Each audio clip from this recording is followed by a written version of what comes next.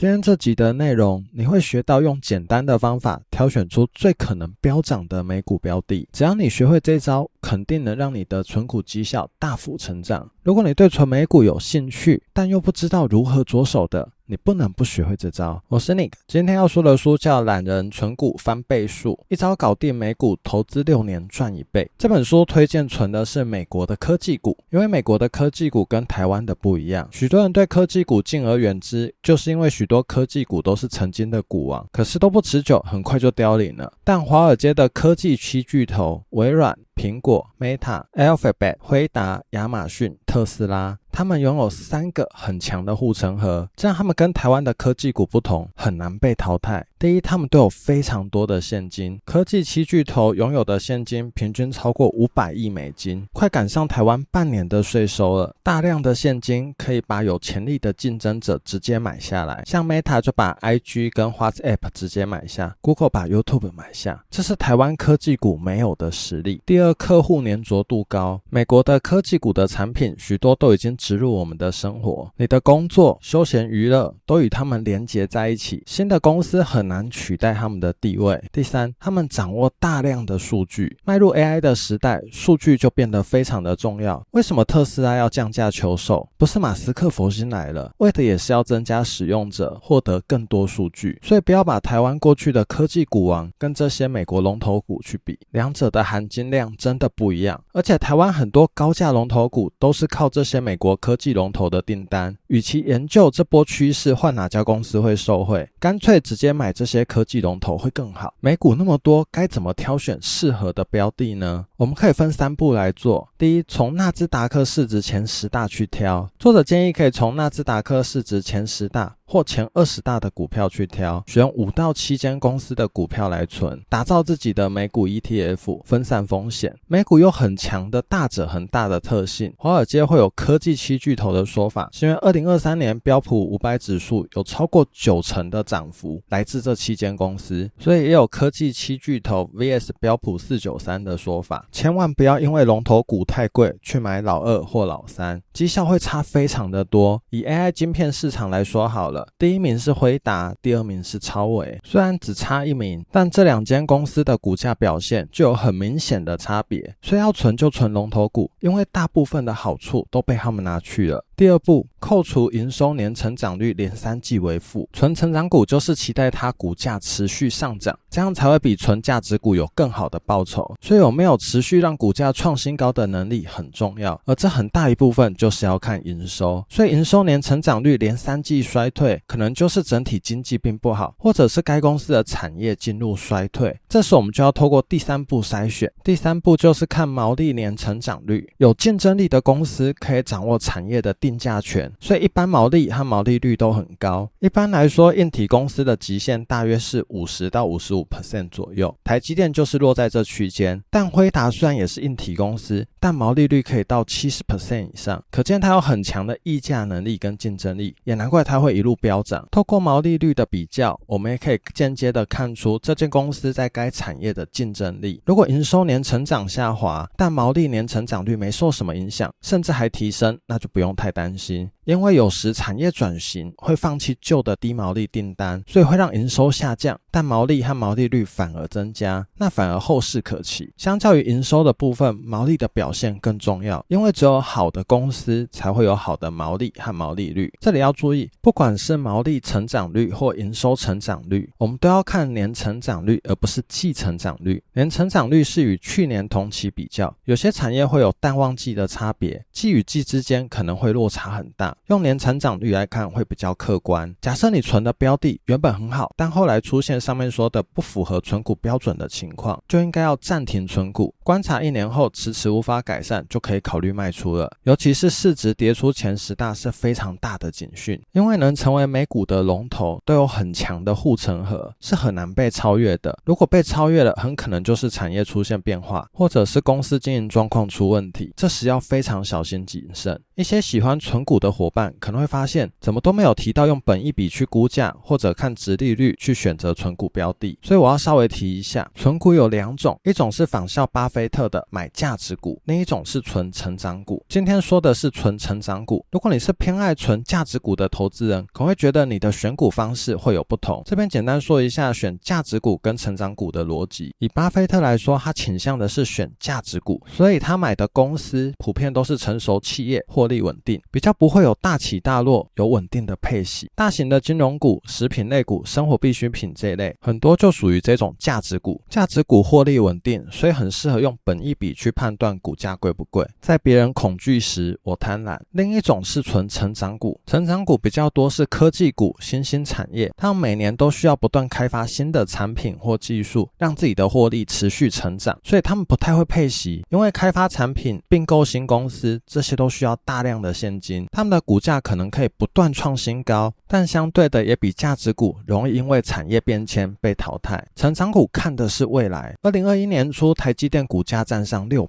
以前一年 EPS 19.97 来说，本益比30，超贵，但以去年 EPS 32.34 来说，似乎就还好了。所以成长股越被看好的本益比往往越高。如果你用买价值股的方法去判断买成长股，那有许多观念要调整一下。反之也一样，而且美股配息普遍不高，配的股利还要被课 30% 的税。如果你选股的标准很在乎股利的，建议还是挑台股就好。不管你要存成长股还是价值股，都没有对错，重点是适不适合你。要怎么判断哪种适合你呢？其实很简单，哪种类型的股你抱得住，那就是适合你的。因为不管存哪种股，抱不住都没有用。再好的股票都会有人赔钱，因为他们抱不住，在错误的时机出场了。台湾有类似的美股 ETF 标的吗？有00757统一 FAN Plus， 有别于一般的 ETF 都有数十档以上的成分股，它只有10只股票，而且还是平均权重，没有市值加权，跟我们平均定期定额很像。它的成分股以 Meta、苹果、亚马逊、Netflix、Alphabet